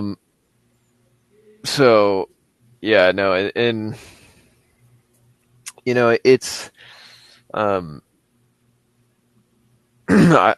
look at this movie and it is a it doesn't exactly go. A lot of these kind of romantic drama tragedy sort of stories are very predictable. This one I don't feel like is super predictable. I mean, there are a few things Not where at you're all. like, but I really loved the scene when then when they first meet, when he pays to have this, whatever time with, the woman who was a prostitute, Sarah, yeah. And I was like, okay, it's going to be some scene about them, hooking up and whatever. And he's, oh, this is how depressed he is. He's stooped to this level and doing, but it's like, no, they just talk. And I thought that was really interesting. And to me, that's one of the better parts of the film because it kind of, they have this deep conversation and you almost see like a flicker of hope. But then ending with them having an ultimatum of, I won't talk about your drinking if you don't judge my career. I was like, that's going to be the end of them. Mm-hmm. And it kind of was. I mean, they end on good terms, but it's like... They end on him dying, essentially. Well, not essentially. Yes, he does die, but they're... Well, they don't show that he dies, but yeah. Yeah, but, I mean, we all know. But their last moments together are good, relatively at least. So, that's I think I just think this is a very moving film. It's a very, I think, realistic look on the way that alcoholism can ruin people's lives in many different ways. I mean, you have this movie, not going to get too into this, but I mean, look what happened this weekend with Mark Sanchez. Like, I mean, the list goes on. I only say that because it's relevant. It unfortunately is quite relevant for this movie, so it's pretty apropos, honestly. Yeah, and unfortunately for the guy who got absolutely beat up by him, which was awful. Yeah, no, and I was just gonna quick shout out to that guy who was assaulted. That's that was brutal, awful. But he seems to be doing okay, so that's good. Yeah, that is good. It's great, actually. It's not good. Anyways, back to the movie. Yeah. This is, I really love, just the perspective that it shows and all that. I think really the only downside is just that it's, and this is, I mean, this is nitpicky for sure, but it's definitely more character driven than plot driven, which is fine. I think it works sometimes. I think I think it works for the most part here, but it can just it can create some very slow pacing, and it kind of loses me at times, particularly like in the first half. Um, but and not to mention it's some of the things that happen, and this isn't a comment on the film itself. It's more just my own experiences. It's like brings up some bad memories, but Yeah, but yeah. otherwise, I think just as a film itself, really great performances all around, and very authentic kind of portrayal of addiction in general, and especially alcohol. And very very deep characters, and and yeah, and just kind of the essence of like Vegas and the whole drinking gambling scene going on down there, so yeah, I think I'll give it a B plus, I think. Yeah, I think it's somewhere fair. in there. Yeah, Scoop, would you like to continue this week on this film? Sure. So, I had scarcely heard of the film, knew very little about it, and I actually, for those, I'm not sure if anybody knows this, but there's a song that came out. It was like 20 some odd years ago by Sheryl Crow called "Leaving Las Vegas," and it. So when I was little, I heard that song a lot. I didn't know if there was any connection to this film, and I did a little bit of research on the matter, and apparently, there was some dialogue that happened between her and the people who were doing the film.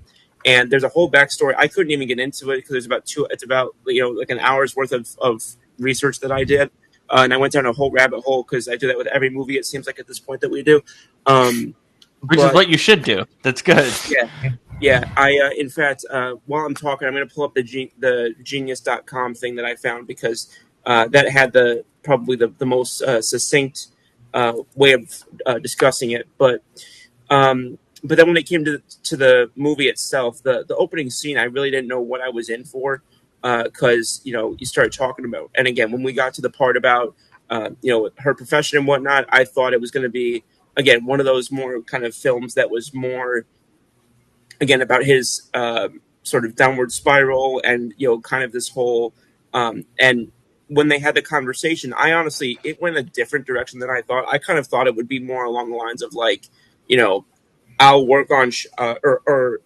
I'll clean up from my drinking if we can get you oriented to a better career. Like I thought it was going to be like the exact opposite type of dialogue that than they actually had.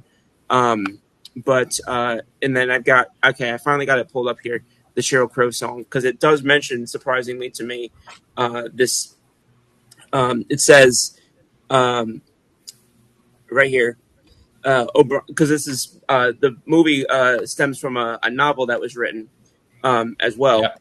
and John O'Brien was the one of the writers of the novels. He describes him as a struggling author at the time. O'Brien said they could use the title of his novel for the song as long as he was given credit, which seemed only reasonable. However, this seemingly minor issue would have tragic consequences. About 2 months before the song was released as a single, Crow performed the song on The Late Show with David Letterman, who asked her if Leaving Las Vegas was autobiographical in any way. Crow said the song was autobiographical, but failed to acknowledge the contributions of Barrowald and especially O'Brien, who were both furious about the indiscretion. The incident seemed to so incite O'Brien that he committed on April 10th, 1994. Awful. So when I was thinking about that, and then it said, this has never been officially confirmed or denied. Still, O'Brien's drove Barrowald to distance himself from Crow afterwards. So I just kind of, thought, that has the same name as the song that I had no idea that there was such a rich connection between the two. So the more I went down that rabbit hole, the more I unearthed a lot more than I ever expected to. But in terms of the film, obviously, it deals with some of the more raw and sort of sobering. I don't mean to be using that word loosely, but sobering realities in terms of what some of these things can bring upon not only the individuals but the people that try to be, on a more intimate level with them. And I thought that uh, this is one of the only films that I remember seeing Nicolas Cage in, but I can certainly see why he's such a highly regarded actor in films like that. And yeah, I don't have a ton more to say that wasn't already said much better than I can put into words. Um, but I really appreciated this one, and again, it definitely took me on a ride that was a lot different from what I expected. I expected this to be, when I hear like drinking and prostitution, I think it's going to go in a much different direction. And then when I heard them talking about sort of this agreement to not talk about one thing and not talk about the other thing, it's like, okay, you can kind of start to see where the unwinding is gonna come from, because in my mind I would have thought it'd be the opposite. I would have thought it would be them working to help each other get clean, from lack of a better word, and obviously it was anything but that. Yeah. What's your rating, Scoop? My rating, I'll say B also. Or no, I'm sorry. Shane said B plus, but yeah, I'll still say B. I loved the way that it was done. The opening scene completely was not, again, not what I expected it to go into. So definitely took me on a adventure there.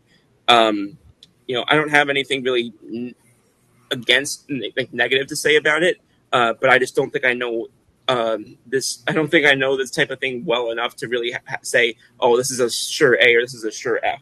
So I'm going to keep my ratings for the most part when we do these things fairly moderate, because I think that people here know a lot more about those nuances than I do. Yeah. Brandon, go ahead. I went into this obviously, banging the table with my fist about wanting to do a Nick Cage movie. I know he stars in this, but this is an Elizabeth Shue vehicle. This isn't his movie. This is her movie. And they're both phenomenal in it. Like, they both are. Yeah. But it's like, after the first 30, 40 minutes, this becomes her movie for the last hour.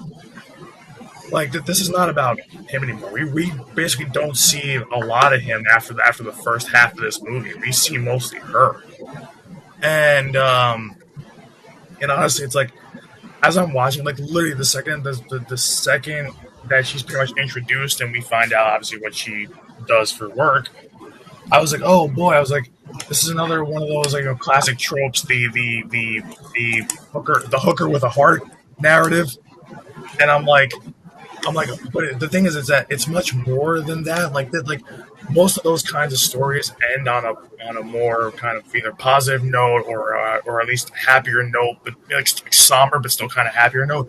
This one is just dark straight through from start to finish. It's incredibly dark. Like this is a movie, like, this is hard to do a movie like this, because this isn't a movie that you can, like, this is not for the fan of heart, this movie. It's not. And yeah, I would not recommend watching it twice in 2 months. And yeah, and it's like I just did. And like it's like if you're finding something to watch, like if you're like, this isn't a movie that you would watch if you're bored. This isn't a movie that you would watch if you were like in a good mood, and this definitely shouldn't be a movie that you should watch if you're in a bad mood, because it'll make you feel worse. Absolutely not. Yeah, like, no way. So it's like, this is a movie you kind of have to do, like, just for this, like, just almost like as like an experiment, as like a movie study kind of thing. This isn't like exactly what we're doing, basically. Yeah. No, this is a movie buff movie. There's no question. Yeah, like there's certain movies that it's like, when we do every week, it's like, oh, we enjoy it. It's like I'm not watching it because it's like we have to. That's part of it, but I also watching it because I want to. Then I'm like, oh boy, Nick Cage, and I'm like, Oh boy, Nick Cage. Cage. Like I'm like, oh Jesus, that went downhill fast. Well, So it was this already definitely wasn't what you were expecting for a Nick Cage no. movie. And then like you hear the words for a genre of like romantic drama, and you're like, okay, it's gonna be kind of corny, kind of sappy, but still be sad, and like how all rom drams are. This is just like it. This is just it starts downhill and keeps going downhill. Just keeps going. It Yeah. just keeps going, and like if it was any further downhill, it'd be in the core of the earth. But it's like That's a movie we won't do. Yeah, thank God. That's a movie? The core. Yeah, The yeah, Core? Terrible. It's Yeah. awful. I didn't know that was a movie. I only know it as an Eric Clapton song. What the hell? Oh boy. I'll tell you more about it when Brandon stops talking. What happened? Oh, shoot. That almost sounds insulting. Well, that kind of does now that I say it. It wasn't meant to be. That tone, my Oh, God. Jesus, this movie looks awful. The tone. Holy. Rob's Wait. looking it up. I'm looking it up. The Earth's inner core has stopped spinning due to an unknown force leading to the rapid deterioration of the planet's magnetic field. Yes. This reminds me of the plot I was gonna send. I want to send to Roland Emmerich, which is that I had this idea that the entire world just decides to nuke each other at one moment, and we just follow this divorced guy and his kids running around in this nuked planet. Where did that last part come from? Because every Roland Emmerich film is a divorced dad with kids. Oh, okay. And my favorite genre of music is divorced dad rock. So what does that tell you? Roland Emmerich, use my idea. You can add something crazy in the middle, like he always does. Good We God. should do 2012. Boy, That's like No. the most Oh, Roland dear Emmerich, God. Roland Emmerich No. movie. The day we do God. that movie is the day I quit the show. Yeah, I no, was we're gonna not say, doing that movie. please let's not do 2012. No, please Anyway, no. so Brandon, what It's were you so saying? bad. It's so bad. Brandon, continue. Yeah. So dark movie. Because we just went on a roller coaster of emotions in about less than 2 minutes. Yeah. So with this, like this isn't going to be like overall. It's not going to be like an 8 or a 9 for me. But I like there's some kind of moments where I almost had to like rewind it because I'm like the cuts were so sharp and abrupt. There was one that I was like, "What in the world?" I was like, what just happened here? But then again, it is a very artsy kind of film. It has, it's got that style to it, so I get it. The first time that we see like Elizabeth Shue talking to like the unseen therapist, I was like, where'd that come from? What's going on here? Like, I was like, this is not where she is right now. Where is she? What's that cut for? It makes sense as you go through the movie, but it's jarring at the beginning. But that's also why I say that this movie is about her. It's not about Nick Cage, it's about her. She's telling this story pretty much through her experience with him. So, like, especially that second half. So, like that, like it's pretty much her movie. And I mean, Nick, everybody knows somebody that struggles with any kind of addiction, not just alcohol, but any kind of addictions. But like, like I always say, like for me, like, my dad wasn't like a hard liquor drinker, but my dad did struggle with alcohol himself. And I mean, over the years, it didn't take a toll on him mentally, but it took a toll on him just in his physical appearance. Did that change how you watched this film? Did it affect how you watched it? No, because I wasn't thinking about it as I watched it, and it's already been so many years since my dad passed. And the thing is, my like Nick Cage in this is like a very sloppy, like very erratic drunk. My dad was not that way. My dad was like, if anything, he was a happier version of himself, even when he was drunk. Very sentimental kind of person. But like not like slurring his speech, like blackout drunk. But my dad would drink, and My mom struggled with it for when she was in her 20s and 30s. Uh, not so much. As she's in her mid 40s now, mid slash entering her late 40s. Um, but seeing both my parents go through it and seeing family members I know kind of go through it and whatnot, it definitely changes how you would view a movie like this. You know, even though I obviously, I'm thankful that I haven't, that at least in my family, that alcoholism hasn't been like bad to that extent of what that movie shows. But you know, but it's definitely been a prevalent thing in my family, which is why for me myself, I've never had a sip of alcohol, not once in my life, and I don't want to. Um, but I I look at that and I go like, Jesus, like that is literally just, especially for Nick Cage. It's like he was already having problems because he already said his wife in the early in the movie, his wife had left him. He's already, work is taking its toll on him. Like he's literally already having a series of bad days. And this has been going on for a while. And then what finally makes him snap is losing his job. And then, you know, when you've lost everything, it's easy for someone because it's like at some point everybody feels that way at some point in their life where it's like where you just feel like you've lost everything and what's the point at that point? And that's pretty much what he goes through. He's lost everything. Like in his mind, I mean, whether it's sober or intoxicated, it's like both his sober mind and his intoxicated mind. It's like there's nothing left to live for. There just isn't. There's nothing I can do here that I haven't done at this point, like, or that I haven't tried to do or whatever it is.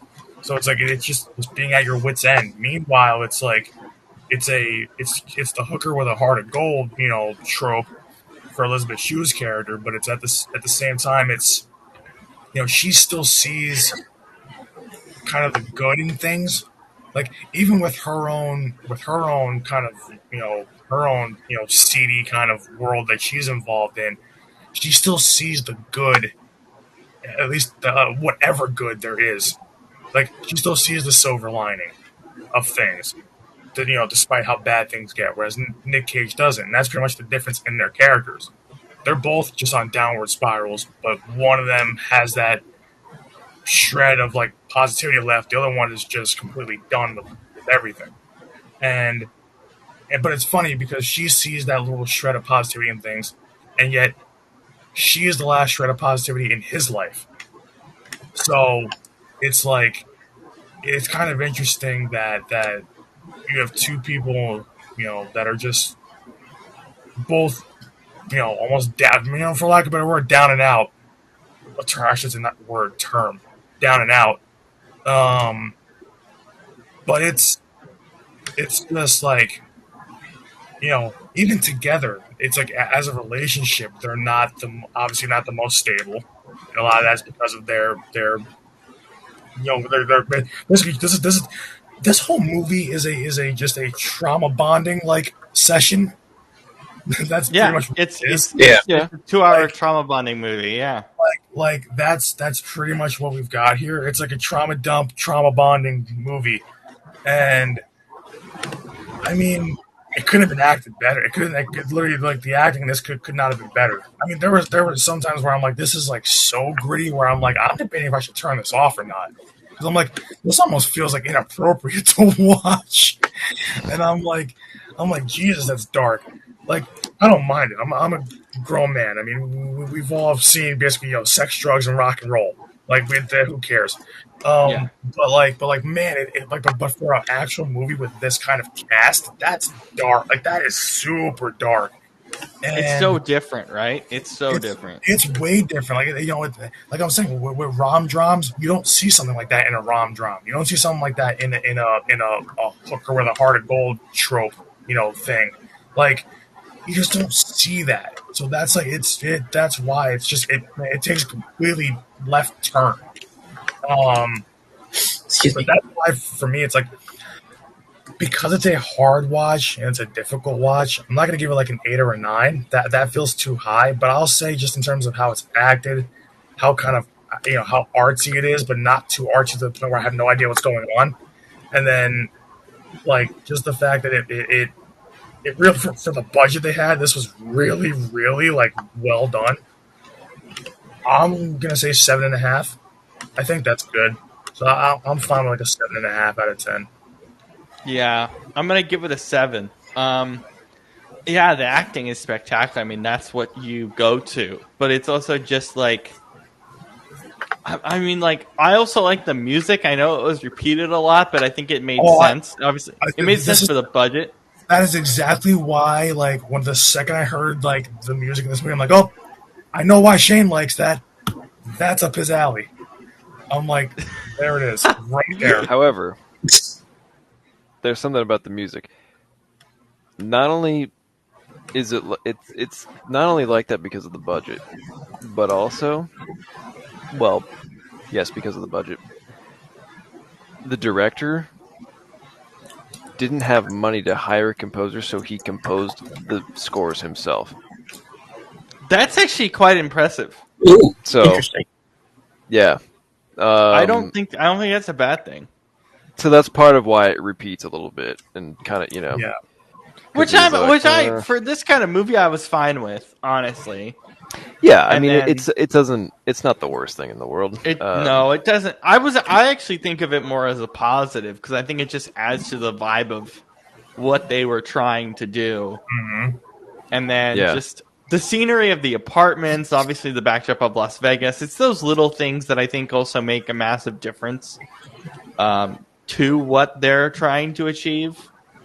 So Yeah. for me, yeah, I give it a 7, and yeah, the acting is just, again, that's really what stands out. That's really what this conversation is about. Ultimately, is just how good, how good Elizabeth Shue and Nick Cage were in these roles, because it's magnificent. Shane, I was going to ask you a question though before we go, because I just saw this on the Wikipedia. They filmed in Super 16 millimeter instead of 35. Yeah, I saw that. And I was wondering what your, as a film guy who's directed, been behind the camera, is that something you noticed? Do you find that interesting? What can you kind of add to that? A little bit. I mean, it's just a little more grainy. That's pretty much all it is. Yeah, you know? you can definitely feel that for sure. And it's a pain in the ass to edit and to develop. That's for sure. The lower the number gets. I mean, like 70 millimeter film, it's like might as well be digital. Like it's that easy to process it, but yeah, but I mean, it's for budget reasons. I get it. It also just makes sense for the aesthetic of the film, I felt.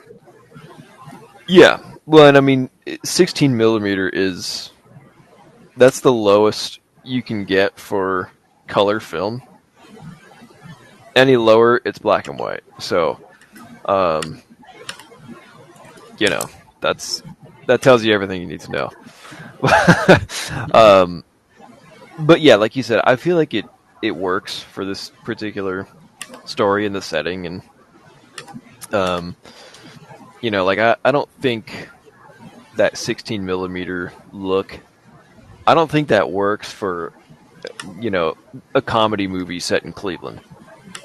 You know what I mean? Or whatever genre you want it to be. But like for a, kind of a drama in Vegas, it's like Seedy, it just dirty. Yeah. It works. It works. So, anyways, it's yeah.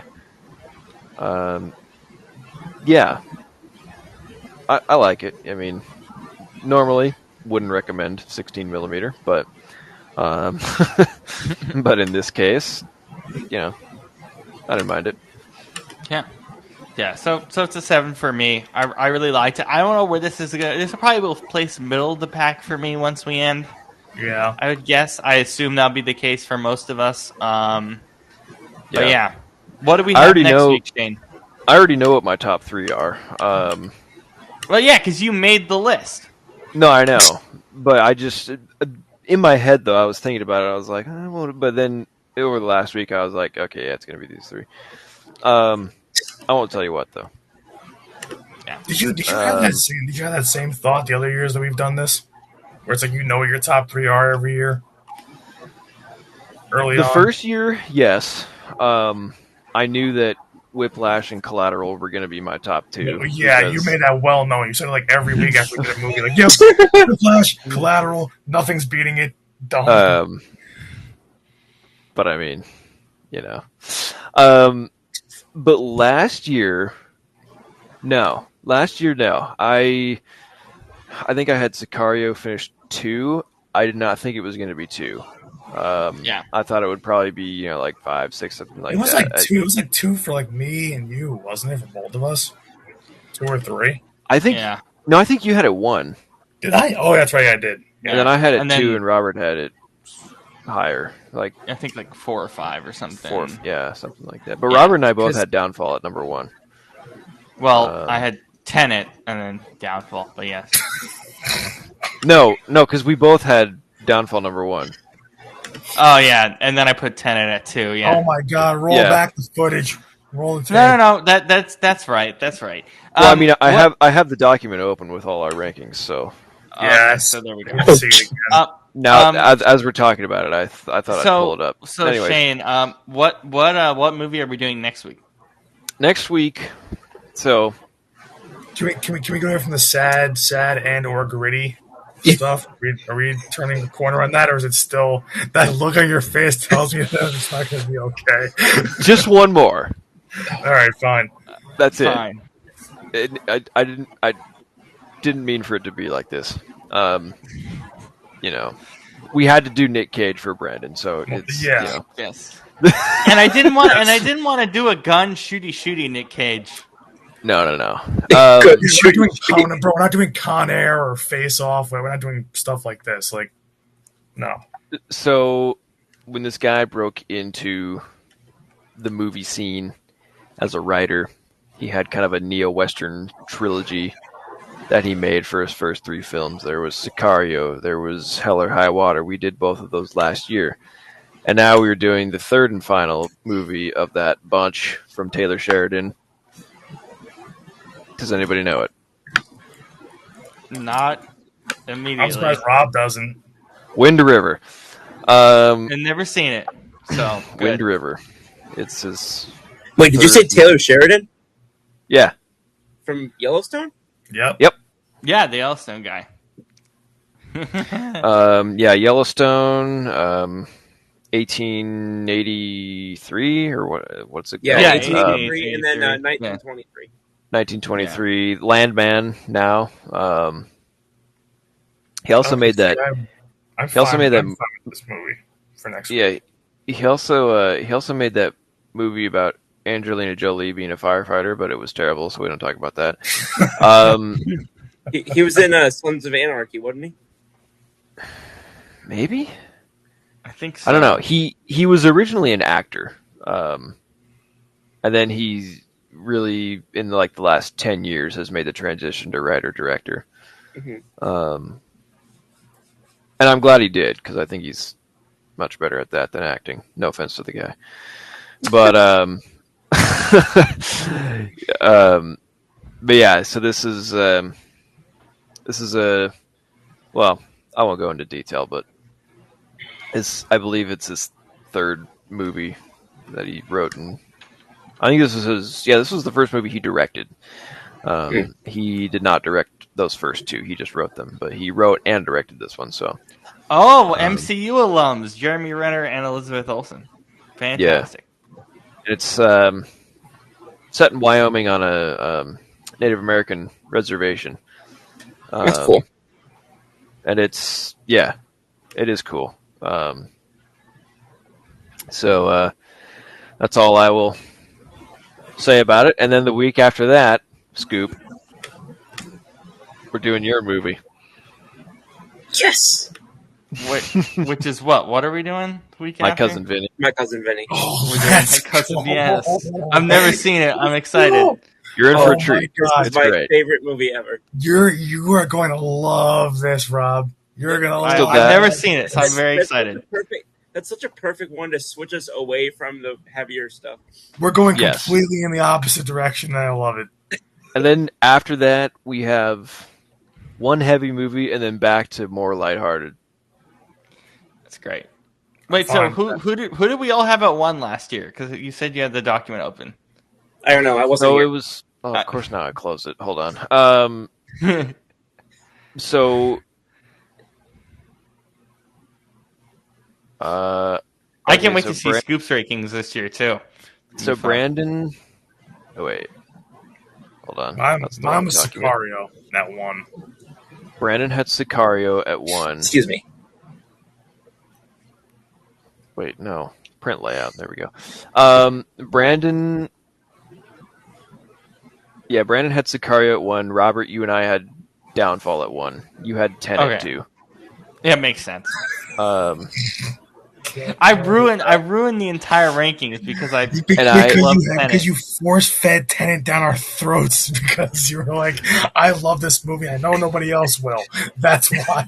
Yeah, so you had Tenet number 2. Brandon had it 16. I had it 20. How many movies? By the way, Scoop, this is out of 21 movies. Yeah, 21. We do the whole calendar. So 16 is pretty low, relatively speaking. Yeah, I couldn't. That's what I was trying to figure out is like how many movies you all watched for it to be like at 16 and 20. Yeah, so 16 and 20 out of 21. Out of 21. Okay, so and Robert had 2. Yeah, I love that movie. The whole list was messed up because of putting Tenet. Well, see, this is the thing, though. There was last year. There was really only there. Yeah, there really was only one movie that we like. Well, I guess 2 that we pretty much unanimously agreed on. Sicario. Brandon had 1. I had 2. Robert had 9. Robert had it 9. So I mean, not super high, but in the top half. Yeah. And then Gladiator. You guys both had 5. I had it 4. Yeah. And then Eternal Sunshine. We all had. Robert, you had 6. Brandon 7. I had it 10. And then I would imagine Venom 2 was like last for everybody. And then that was the unanimous crap. Yeah, last place. And we all had. Now I'm tempted to want to watch that because it's like, why do you guys have it so low? Venom. Because Venom was Rob's passion project for the year. That's why. Well, yeah, because it was right before Venom 3 came out, and I was like, we should watch Venom 2. And it was also technically our well, it wasn't our Halloween movie, but it was close to Halloween. Yeah, but so like, Frick, what are we doing for Halloween? What horror movie are we fucking doing? The Sixth Sense. I just watched so good. I just watched. My friend came over on Saturday night unexpectedly, and she made me watch. What's that movie called? What's it? Beetlejuice? Yeah, Beetlejuice. You haven't seen the new one or the old one? There's 2. Oh my god! I haven't seen the first one either. To be fair, I need to. I don't know if this is the old one or the new one. How would I? But there's. I mean, just looking at our rankings, like, it's like 2 of us will like a movie, and then one of us had it lower, or vice versa. 2 of us had it lower, and then one of us had it high. Like Rango, Robert and I had 3 and 4, but Brandon had 14. Yeah. Or Gone Girl. Robert and I had. Oh, that's a good movie. Robert and I had it 3 and 6. Respectfully, and Brandon had it 20. Yeah. Okay. I didn't like it. I just double checked. It's the one that had Alec Baldwin and Michael Keaton. So I'm guessing it's the old one. It's the original. That's the old one. Yeah, it's the original. And quick movie thing. Brandon, Scoop, and I guess Brandon and Scoop. You guys have to decide what Christmas movie we're doing because Shane isn't here. I keep telling you guys we have to decide on a Christmas movie, and we haven't yet. So we need to. And I mean, this depends. Are we? I mean, I know it's still early. We have time, But are we feeling comedic? Are we feeling lighthearted, holiday spirit? What are we feeling this year? Just I have no idea. the only thing that I can think of is please don't choose Elf. I No. can't believe you hate Elf. I can't stand that movie. That's probably my favorite Christmas movie. I'm Well, not even gonna lie. great I just don't like Will Ferrell. So Okay, that's fair enough. Oh, Yep, that's it's wait, it's those not are- great, but it's fair. those are some fighting words here because I watch the other guys, and you will like Will Ferrell. the Well, other I'm guys, just- okay. I'll look that up. I'm biased because Will Ferrell is a part owner of a restaurant and bar in Robert and I's small little hometown that we live Oh, in. cool. That's cool. So he Which comes one? and hangs. Church Key in Edmonds. Ah, yes, Church Key. Here I'm doxing us. No, But It's fine. anyways, I Yeah, doxed he's part- myself. I've doxed myself how many times over the years by saying I live 15 minutes from MetLife Stadium? yeah. Like, To be fair, it is a big town where we live, so it's Yeah. you know. yeah. but yeah. So just FYI, guys, just make some decision, and also don't choose Red One because Brandon and I had to watch We that are- last year. No, I yeah. don't even please, know what that is. never. No, good. You don't want to. Good. You don't do want not- to. you do We not hated want to. it. Rob and I did a watch along of that, and we literally want to pass out from both laughter and just mental exhaustion from how stupid the movie was. 10 minutes into it. Oh boy. It made a frick ton of money last year, by the way. Oh, you know what I was thinking? I think it should be in the running. Bad Santa.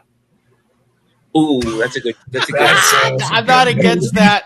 I'm not against that. That's a good one. I'm not against that at all. Yeah, we'll figure it out in the next couple of months. Oh yeah, and another thing, wear Halloween costumes on October 30th. That's our Halloween show. So you guys You'll have to see come mine. in You'll see mine. You'll see some mine. kind of mask or costume or something. Oh boy. I have to think. Okay. Man, You this gotta is the come first and time do that I something. realized I was going to have to dress up this year.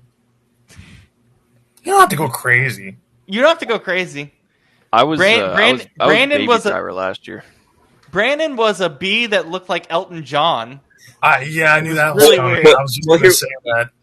Well, let me tell you something funny. I've been both a bee and Elton John. Oh Jesus! I love it. Yeah. I love it. It's funny. And that's not an People- insult at Elton John. I love Elton John. We all love Elton John. Yeah, no, Oh, people, same here. He's one of my favorite pianists ever. He's one of my top 10 favorite musicians ever. Yeah. I had to laugh when Rob called me both a B and Elton John. I mean, he's partially right on the B thing, but when people on the street in my area during Halloween understood what I was immediately, and then I come on stream later that night, and Rob's like, "Who are you, Elton John?" I'm like, "No." Wait, what were you? What were you actually? Well, I think I told you, but you don't. Well, I don't know if you listen to his music, but I was basically, I was not it's not a mascot. It's like I was the I was like a representative, like kind of like the mascot thing for the '90s rap group Wu-Tang Clan, because they called them like their nickname. Oh, yeah, okay, I know what the Wu-Tang. Yeah, the nickname is the Killer Bees. Yeah. So I literally, my mom gave me like the old school like 80s 90s like Adidas hat, like bucket hat thing. I had like a gold chain, whatever it was, glasses, things like that. But then I actually wore like bee wings, so it was like I actually looked like a killer bee. Got it. Okay. So Yeah. I think Yeah, was I Deadpool last year? I think I did Deadpool. I just sent our photo in the group chat. I don't want to see it again. I do. No, Where's no. It's an amazing photo. When you You were kept saying, you were Baby Driver, weren't you? yeah, I was baby driver. Yeah. I was Deadpool with glasses. and I don't even know where those masks are. To be But no, honest. when you kept saying I was a mascot, I was so close to saying the mascot for Honey Nut Cheerios. You know what's funny? That's why I had to correct myself, because I'm like, it's not a mascot. It's kind of like, but it's like a Okay. caricature I was thing. like, no, refrain. Let him finish his thought. Well, no, because you know what I was thinking when I said mascot? I was off my tired brain, I was thinking Tony the Tiger, and I was like, oh no, but that's not it. But I don't know anymore. I'm so tired.